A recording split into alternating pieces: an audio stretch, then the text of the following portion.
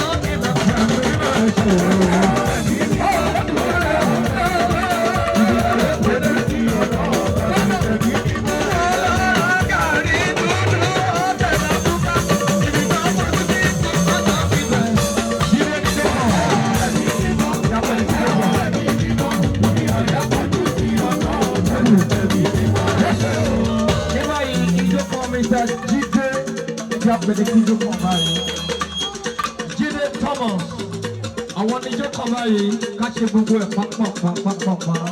Our Roger Musoloko, our Rocket with Tampuku.